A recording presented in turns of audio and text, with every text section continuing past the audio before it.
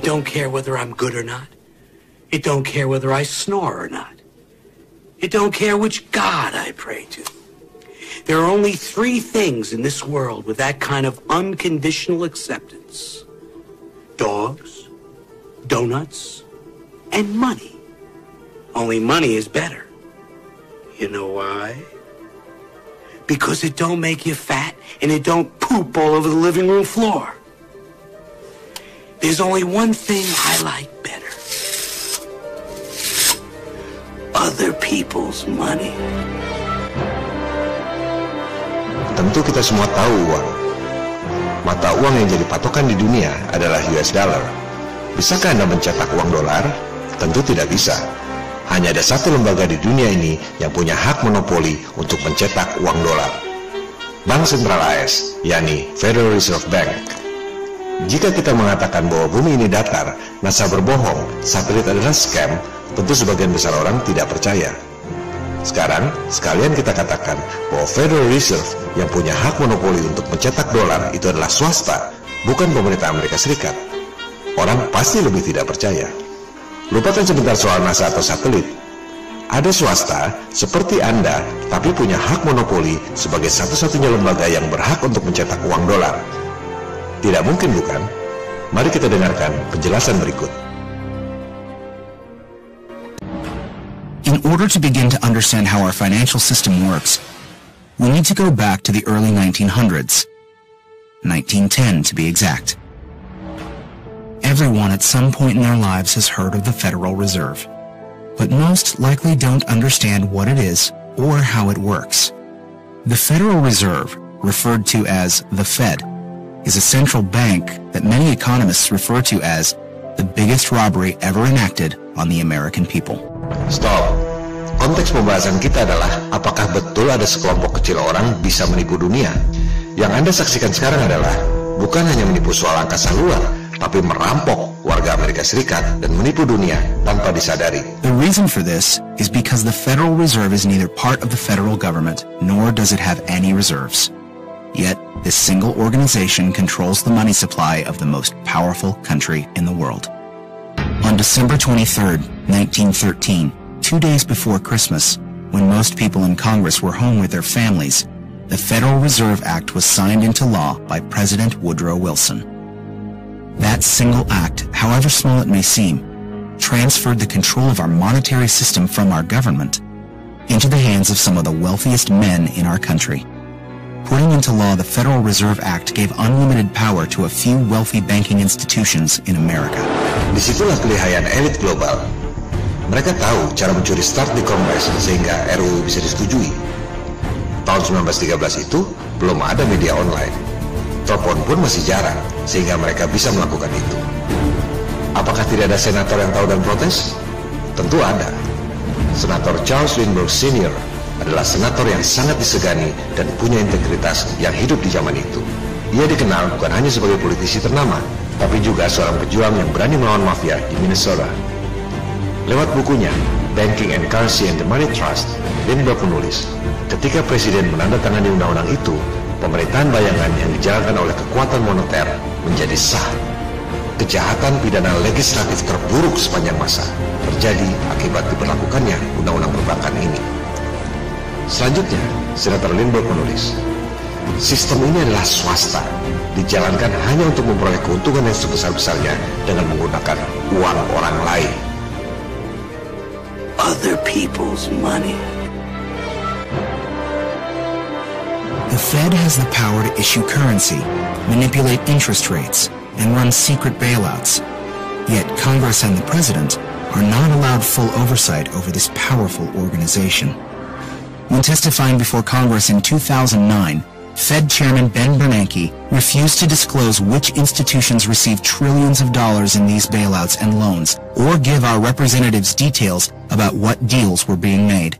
So my question to you is, will you tell the American people to whom you lent $2.2 trillion of their dollars? Will you tell us who got that money and what the terms are of those agreements?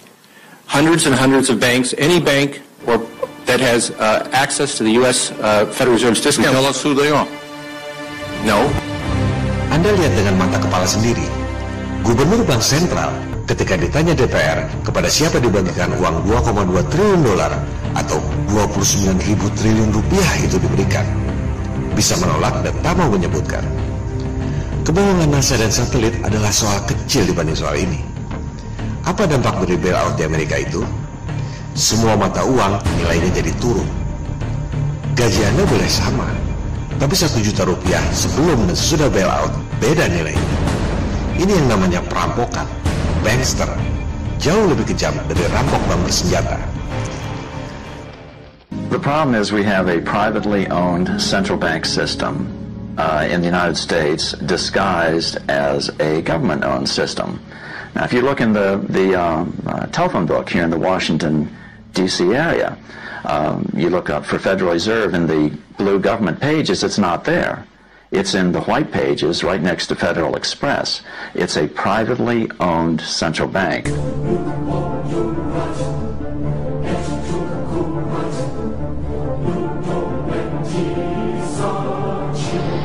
Well, first of all, the Federal Reserve is an independent agency, and that means basically that there is no other agency of government which can overrule actions that we take.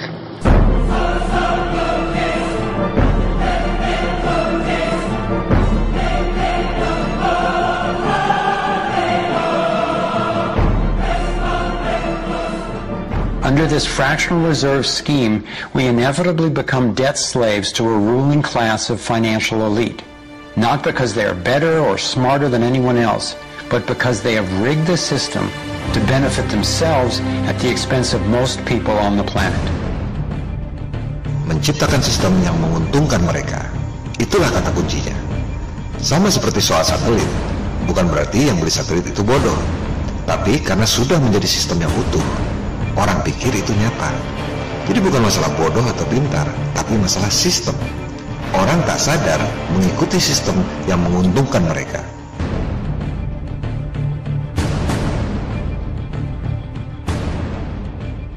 This historic change of power in America is again why many economists refer to it as the biggest robbery ever enacted on the American people. Bukan saya ngomong loh, 2 kali kalimat itu dia katakan. Ketika di episode 6 saya mengatakan NASA mencuri uang Anda, mungkin banyak yang kaget.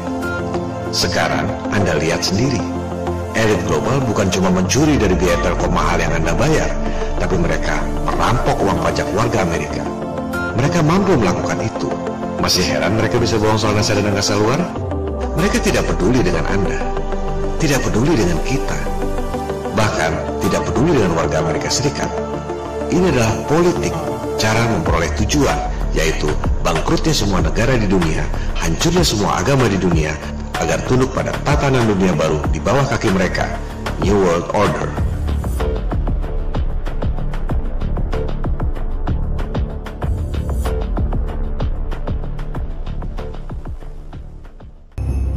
So, bagaimana bisa ada segelintir elit yang begitu kaya, berkuasa, dan jahat? Pada episode-episode lalu, kita sudah membahas timeline akar historis dari mulai Raja Nimrod tahun 2200 sebelum Masehi, Merovingian, dinasti Raja Prancis pertama, abad ke-5, Knights Templar, abad ke-11, The Medici, Godfather yang melahirkan abad pencerahan Eropa di abad ke-14. Kita sudah membahas bagaimana Knights Templar, sekelompok tentara miskin di Prancis yang logonya 1 kuda 2 orang, bisa menjelma jadi The Bank of Europe dengan kekayaan yang luar biasa lewat bisnis perang. Begitu pula dengan The Medici yang lahir sebagai anak pedagang lokal biasa di Florenza, Italia, bisa menjadi Godfather abad pencerahan yang mengasuh anak-anak muda berbakat seperti Michelangelo, Leonardo da Vinci, Galileo, dan lain-lain. Sejarah kembali berulang, kali ini di Frankfurt, Jerman. Tahun 1769, ada seorang bankir pedagang emas yang tinggal di ruko lantai 5. Namanya Mayer Amsel Bauer. Ia penganut aliran mistik Freemason. Ia memasang jimat perisai merah, Rothschild dalam bahasa Jerman. Lafal Inggrisnya Rothschild. Ia pun berganti nama menjadi Mayer Amsel Rothschild. Melalui pergaulan secret societies, bankir dan pedagang emas itu menjadi kepercayaan salah satu keluarga terkaya di Eropa, monarki terkaya di Jerman, Pangeran William IX Hesse-Kassel. Ia adalah cucu Raja George II di Inggris, sepupu Raja George III, keponakan Raja Denmark, dan ipar Raja Swedia. Bisnis Pangeran William IX Hasse-Kassel ini adalah penyediaan tentara bayaran. Dari sinilah Rothschild belajar bahwa perang adalah proyek, perang adalah uang. Maka Rothschild menjadi bankir pedagang emas yang juga berbisnis perang. Dari sini pula lah Rothschild belajar bahwa bisnis kredit yang paling menguntungkan adalah memberi hutang kepada raja-raja. Karena di samping memiliki aset yang banyak, para raja pun memiliki pendapatan yang pasti, yaitu pajak rakyat. Royal Kingdom memperoleh pendapatan dari royalty. Satu hal yang tak diajarkan di sekolah, di Eropa dan di negara-negara maju, yang namanya bank sentral yang punya hak mencetak uang di sebuah negara adalah swasta. Raja-raja dari zaman Knights Templar memang biasa berutang pada para bankir. Tradisinya memang begitu. Tak ada kerajaan zaman dulu yang mengurus moneter. Kerajaan hanya mengurus royalti. Urusan peredaran uang diserahkan pada ahlinya, bankir swasta. Bank sentral modern pertama di dunia adalah Bank of England. Didirikan tahun 1694. Milik swasta berdasarkan konsesi dari King William of Orange. Bank sentral Prancis didirikan tahun 1716, milik swasta. Dinasionalisasi 2 tahun kemudian. Diswastakan kembali tahun 1800. Dinasionalisasi lagi tahun 1946. Diswastakan kembali tahun 93 bersamaan dengan terbitnya euro. Jadi jangan heran jika Bank Sentral Amerika Serikat itu swasta. Federal Reserve adalah bank sentral swasta ketiga di negara Amerika Serikat. Sebelumnya, pernah ada 2 kali bank sentral swasta di Amerika. First Bank of US dan Second Bank of US.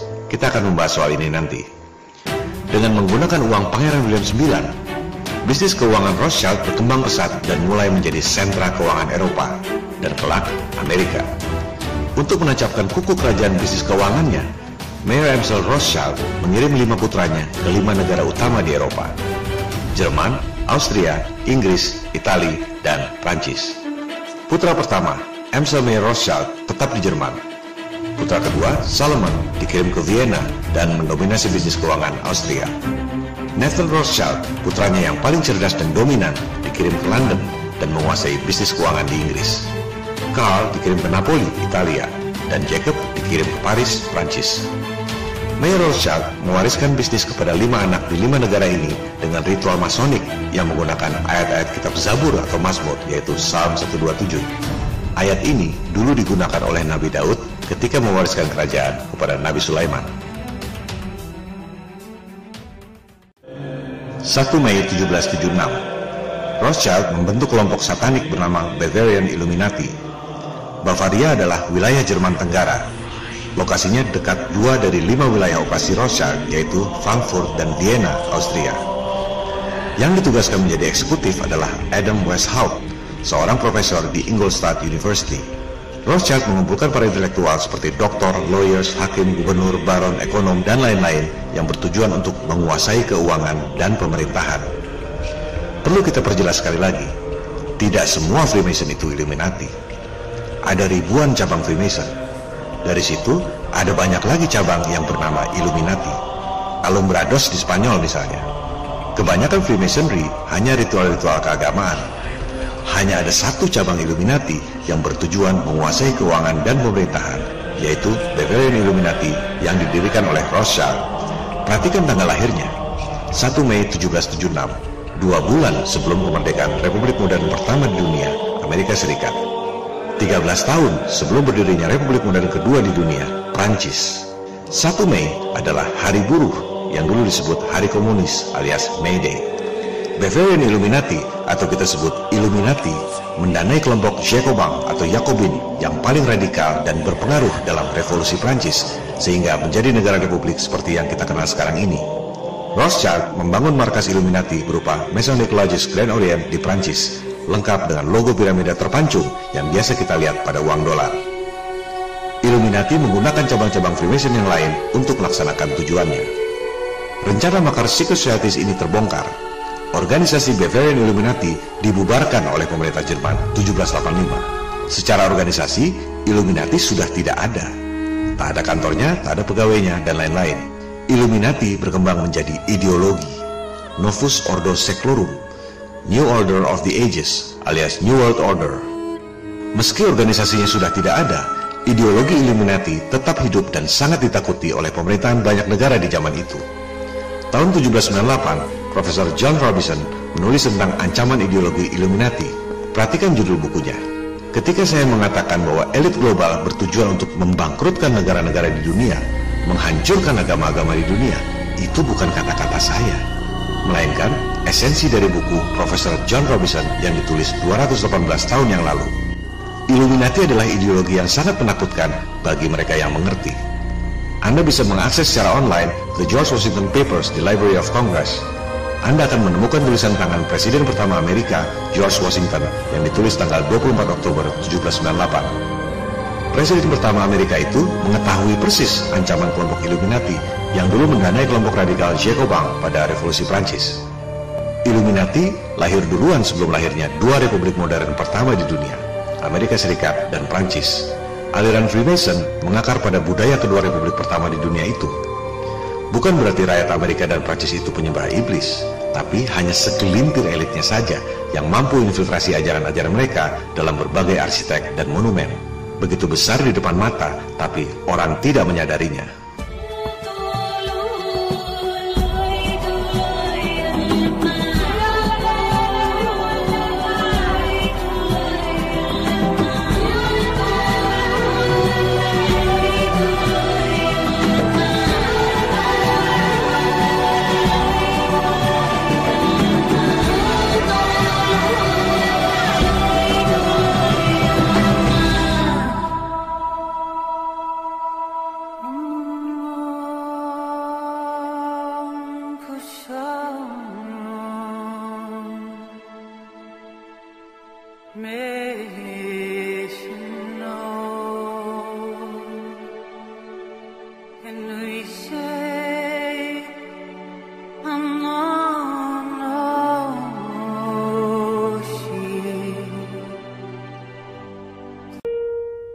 Anda lihat sendiri tulisan tangan Presiden George Washington yang disimpan di Library of Congress. Illuminati adalah ancaman yang nyata, menghancurkan agama-agama dan negara-negara di dunia untuk menguasai keuangan dan pemerintahan. Zaman itu, orang melihat sendiri bagaimana Illuminati sukses mendanai kelompok Jacobin sehingga berhasil mendirikan Republik Prancis. Mengapa Illuminati ingin menggulingkan pemerintahan? Supaya dapat konsesi.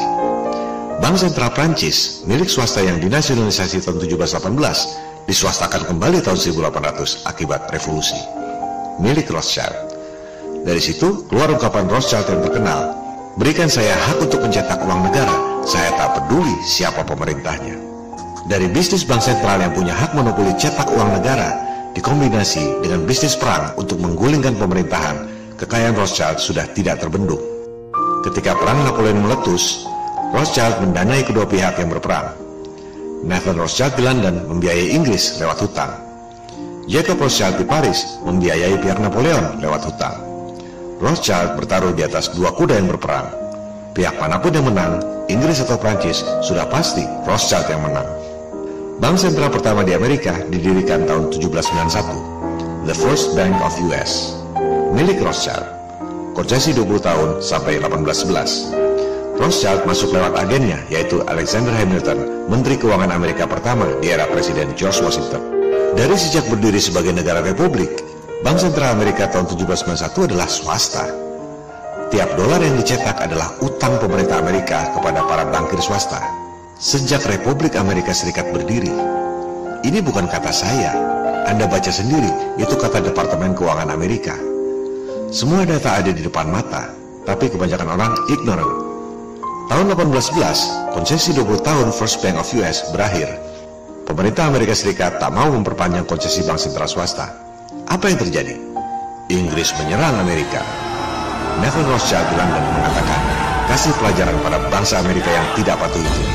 Kembalikan mereka ke status negara jajahan. Puncak-puncaknya adalah Gedung Putih dibakar tahun 1814. Ini bukan lukisan fiksi, tapi lukisan sejarah. Rothschild menang. Maka dibentuklah The Second Bank of US, bank sentral swasta kedua, tahun 1816. Konsesi 20 tahun sampai 1835, milik Rothschild.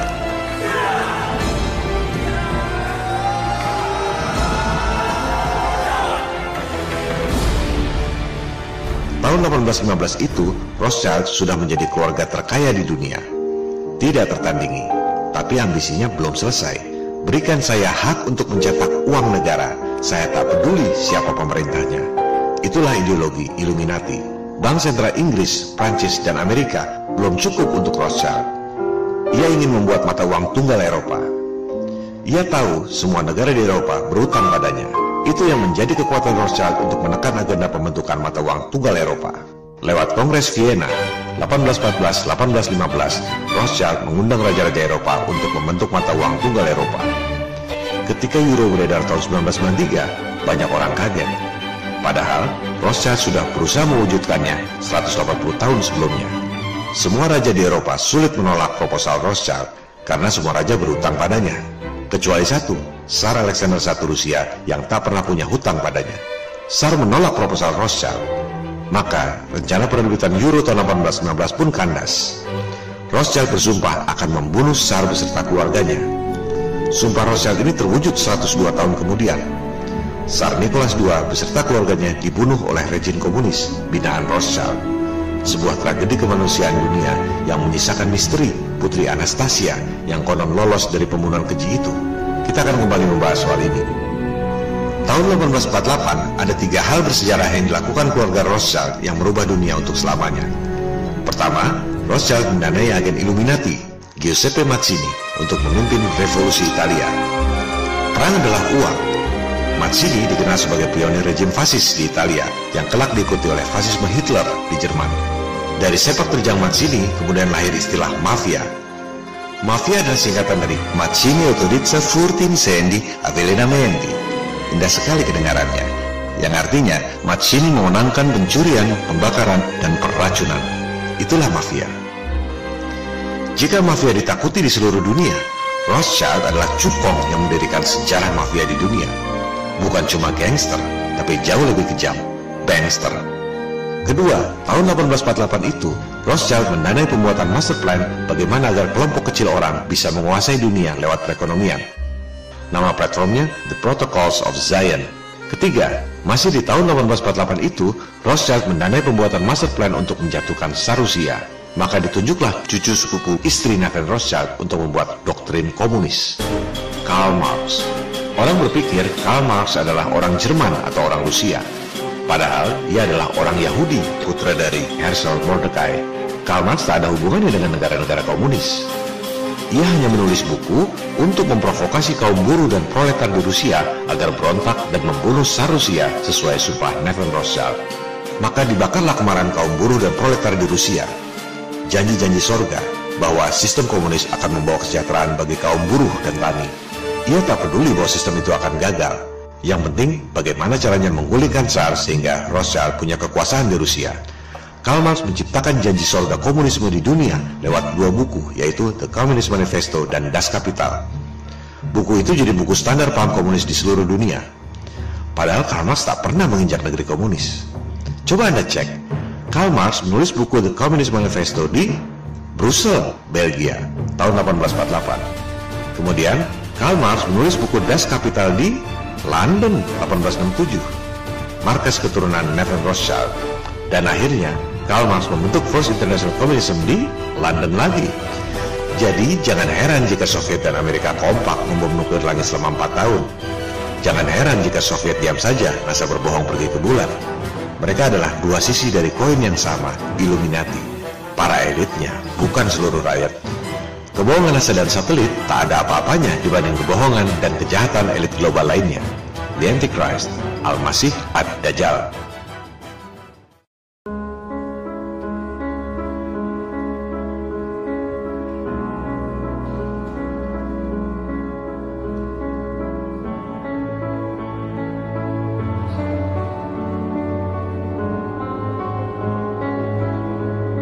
Untuk menancapkan kuku di Amerika, Rothschild mengirim seorang agen, Jacob Schiff, yang dijuluki The God of Wall Street. Jacob Schiff kemudian membiayai semua konglomerat Amerika saat ini. Rockefeller, JP Morgan, Citibank, Wells Fargo, US Steel, semua lahir dari tangan agen Rothschild yang brilian ini. Jacob Schiff, The God of Wall Street. Dari sinilah lahir apa yang kita sebut sebagai elit global.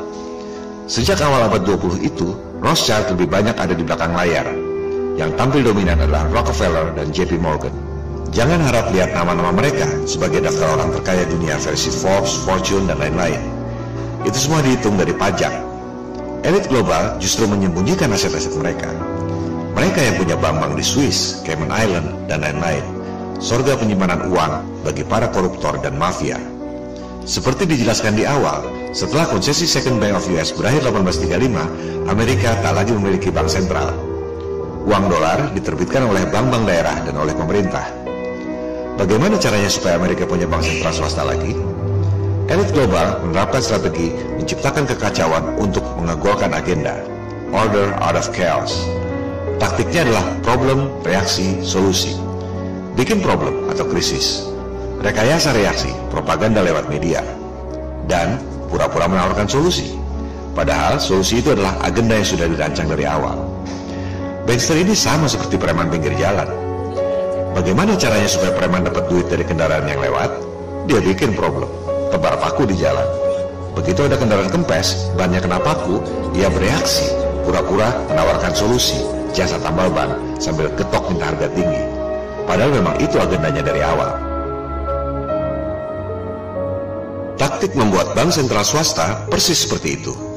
Amerika sudah 75 tahun tak punya bank sentral sejak dibubarkan tahun 1835. Bagaimana caranya supaya ada bank sentral swasta lagi? Problem, reaction, solution. Tahun 1907 mereka bikin problem.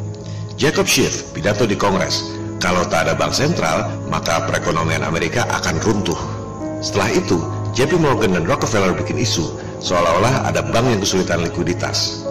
Terciptalah ras beneran, Panic 1907. Begitu mudahnya membohongi orang-orang, sebab JP Morgan dan Rockefeller memiliki media-media cetak. Rakyat Amerika panik, tercuci otaknya. Memang betul harus ada bank sentral, pikir mereka. Maka ditunjuklah Nelson Aldrich, mertua Rockefeller, sebagai ketua komite penyusunan undang-undang bank sentral di Senat. Cerita selanjutnya adalah apa yang Anda saksikan di awal episode ini. Itu sebabnya Undang-Undang Federal Reserve 1913 disetujui. Janji sorga untuk menstabilkan moneter dan mengembangkan bisnis. Hasilnya, langsung Perang Dunia I beberapa bulan kemudian, 1914. Tak akan ada perang dunia jika tak ada yang mendesain.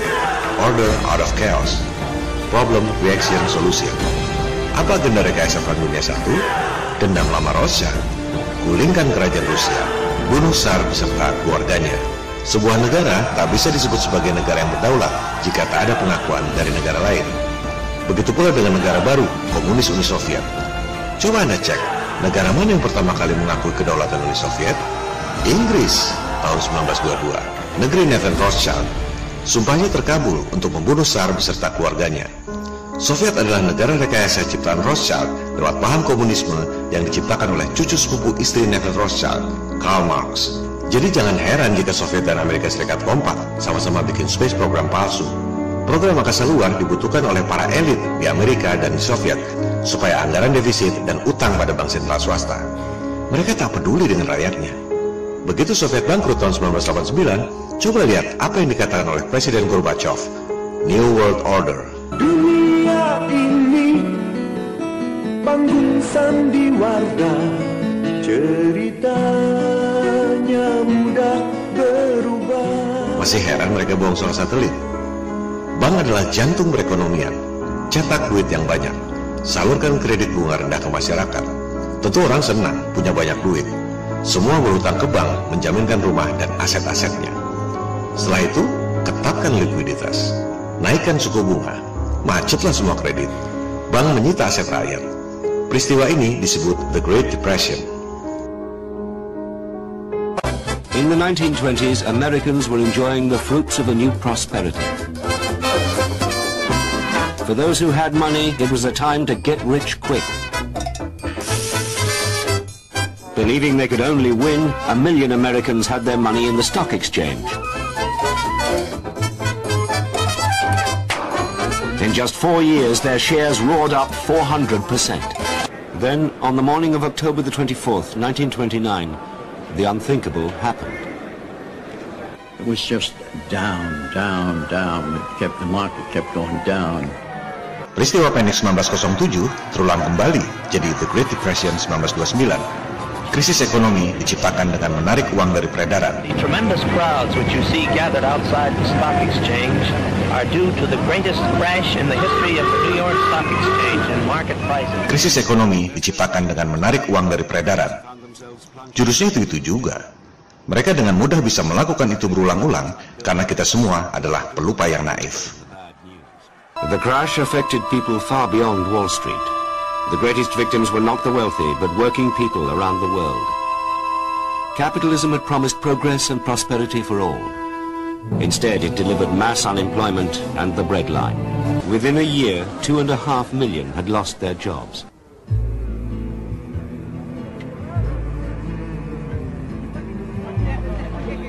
Laid-off men were driven to despair, victims of a process they couldn't understand. We haven't got no work, we can't get no work, we're looking for work. We can't get no work, but we will by someday in the future. Mereka tak punya belas kasihan. Mereka merasa ditakdirkan untuk menjadi Tuhan di dunia dan kita semua adalah budak-budaknya. Sekte iblis, Illuminati. In Chicago, the new poor tore the wooden blocks from the city streets to use as fuel.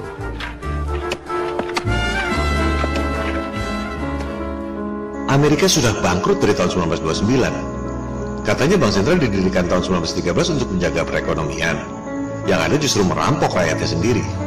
Apakah bangsa Amerika sebodoh itu? Bukan masalah bodoh atau pintar, tapi karena percaya dan mengikuti sistem yang dibuat oleh elit global yang sengaja dirancang untuk menguntungkan mereka dengan merugikan semua umat manusia di dunia. Waktu Great Depression 1929-1933 itu, para petani memanggul senapan untuk melawan bankir yang datang untuk menyita aset mereka. Zaman itu, bandit perampok bank menjadi pahlawan, simbol perlawanan terhadap ketidakadilan. John Dillinger contohnya. Selesai merampok bank, ia berbaur dengan masyarakat. Dan tak ada masyarakat yang mengadukannya pada polisi, karena perampok bank itu dianggap sebagai pahlawan yang melawan sistem yang korup. Para bankster ini belum puas dengan menyita aset-aset rakyat yang dijaminkan ke bank. Mereka tambah dengan merampok emas milik rakyat. Caranya lewat kepres yang diterbitkan oleh Presiden Roosevelt, salah satu pentolan Illuminati. Rakyat harus menyerahkan emas yang dimilikinya dengan alasan untuk menyelamatkan perekonomian. Ancaman hukuman penjara 10 tahun. Ini adalah perampokan yang luar biasa. Kebohongan NASA dan satelit tak ada apa-apanya dibanding semua ini. Di era Presiden Roosevelt inilah, tahun 1933, diterbitkan lembaran dolar baru yang masih digunakan sampai sekarang. Piramida terpancung, All Seeing Eye, Dajjal bermata satu. Gambar-gambar itu bukan budaya Amerika. Jika Anda melihat kamus, Anda akan paham arti anagram, rahasia huruf kata yang diacak di beberapa kalimat. Pada kalimat yang tertera di lembar dolar itu, Anda akan menemukan anagram Mason, Novus Ordo Seclorum, New Order of the Ages, New World Order. Gambar-gambar itu sama sekali bukan budaya Amerika, tapi budaya sekte iblis Illuminati. Ini menunjukkan bahwa tahun yang tertera di situ, 1776, bukan mengacu pada hari kemerdekaan Amerika, tapi pada hari lahir Illuminati, 1 Mei 1776. Figur Presiden Roosevelt ini berkacamata dan mengisap pipa oleh orang-orang Inggris dijadikan parodi sebagai penjahat Batman, Penguin. Other people's money. Elit global belum puas dengan semua itu. Maka dirancanglah Perang Dunia Kedua yang meletus masih dalam era Presiden Roosevelt. Problem, Reaction, Solution. Apa agenda tersembunyi yang seolah menjadi solusi Perang Dunia II? Dibentuklah 3 wadah yang suci dari yang suci dunia saat ini. The Holy of Holies, PBB, World Bank, dan IMF. Kebohongan NASA dan satelit tak ada apa-apanya dibanding ini. Coba Anda perhatikan. Setelah berdirinya PBB 1945, justru lebih banyak perang yang terjadi. Perang Israel-Palestina, Perang Korea, Perang Vietnam, Perang Kongo, Zanzibar, Ethiopia, Bosnia, Perang Teluk, terlalu banyak untuk disebutkan satu persatu. Perang adalah uang, proyek besar bagi kontraktor perang dan industri militer. Dengan adanya perang, anggaran negara menjadi defisit, utang pada bank sentral swasta. Perang adalah strategi jitu untuk pemusnahan ras, genocide, depopulasi, program penyedikitan umat manusia. Itu sebabnya Presiden kita, Soekarno, keluar dari PBB tanggal 7 Januari 1965 karena ia tahu lembaga yang suci dari yang suci itu adalah sandiwara belaka. Dunia ini Perpanjangan tangan dari para elit yang ia sebut sebagai nekoli, neokolonialisme dan imperialisme, penjajahan gaya baru. Gedung PBB yang megah di New York itu dibangun di atas tanah hibah dari Rockefeller tahun 1948 sebagai hadiah atas pengakuan PBB terhadap negara boneka Israel yang didirikan oleh para elit untuk memecah belah dua saudara keturunan Nabi Ibrahim, Bani Ismail dan Bani Israel. Coba Anda perhatikan, sejak ada World Bank dan IMF 1945, justru lebih banyak krisis ekonomi yang terjadi. Padahal jurusnya sama saja. Krisis ekonomi diciptakan dengan menarik uang dari peredaran. Persis seperti yang terjadi pada Panic 1907 dan The Great Depression 1929. Semua orang tahu, krisis moneter Asia 1998 terjadi akibat ulah spekulan. Mereka tak peduli mata uang Asia hancur, pabrik-pabrik tutup, PHK dan pengangguran.